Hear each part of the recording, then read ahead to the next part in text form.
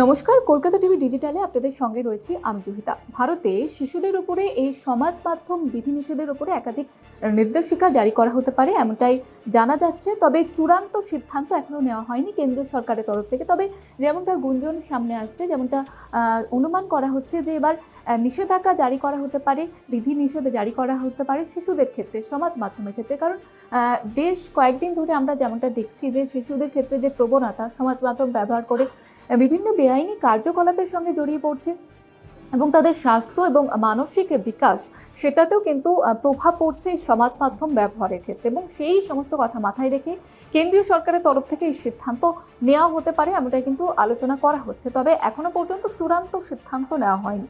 যেমনটা জানাচ্ছিলাম আপনাদের যে কেন্দ্রীয় তথ্য প্রযুক্তি এবং সম্প্রচার মন্ত্রী অশ্বিনী বৈষ্ণব তিনি জানিয়েছেন যে বয়সভিত্তিক বিধিনিষেধ এবং ডিপফেক প্রযুক্তির অপব্যবহার রুখতে বিভিন্ন সমাজ মাধ্যম সংস্থার সঙ্গে আলোচনা চলছে। এবং এর আগে আমরা দেখেছি ফ্রান্স থেকে শুরু করে অস্ট্রেলিয়া, তারা কিন্তু বয়সের উপর একটা বিধিনিষেধ চালু করেছে। যেমন 16 বছর বয়সের আগে ইনস্টাগ্রাম থেকে শুরু করে সমাজ মাধ্যমের যে কোনো অ্যাকাউন্ট খোলা যাবে না। এবং সেই রকমই ভারতে কিন্তু সেই বিল আসতে চলেছে এবং সেই রকমই আইন আসতে চলেছে এমনটাই কিন্তু জানা যাচ্ছে। তবে চূড়ান্ত সিদ্ধান্ত নেওয়া হয়নি এবং তার আগে সর্বদল বৈঠক হবে, সর্বদলের মতামত নেওয়া হবে, তারপরে এই সিদ্ধান্ত জারি করা হবে।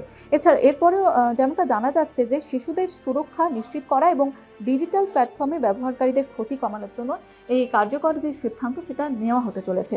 বয়সভিত্তিক নিয়ন্ত্রণে জোর এবং সেই মন্ত্রী জানিয়েছেন যে বিশ্বের বহু দেশ ইতিমধ্যেই সমাজ মাধ্যম ব্যবহারে শিশুদের জন্য নির্দিষ্ট বিধিনিষেধের প্রয়োজন এর কথা স্বীকার করেছেন এবং সেই প্রেক্ষিতে ভারতেও বয়সভিত্তিক নিয়ন্ত্রণ নিয়ে আলোচনা করা শুরু হয়েছে। যেমনটা আপনাদের বলছিলাম যে শিশুরা যাতে কোনো রকমের ক্ষতিকারক জিনিসের প্রভাব তাদের উপর না পড়ে, এছাড়াও তারা যাতে বেআইনি কার্যকলাপের সঙ্গে জড়িয়ে না পড়ে, সেই কারণেই সিদ্ধান্ত নেওয়া হতে পারে কেন্দ্রের তরফ থেকে। এবং যে বিষয়টি বারবার সামনে এসেছে যে গত বছর থেকে ডিপফেক এবং সেই ডিপফেক বাড়ছে, ডিপফেক নিয়ে কিন্তু উদ্বেগ বাড়ছে এবং যা নিয়ে কিন্তু কপালের চিন্তার ভাঁজ দেখা দিয়েছে অনেকে।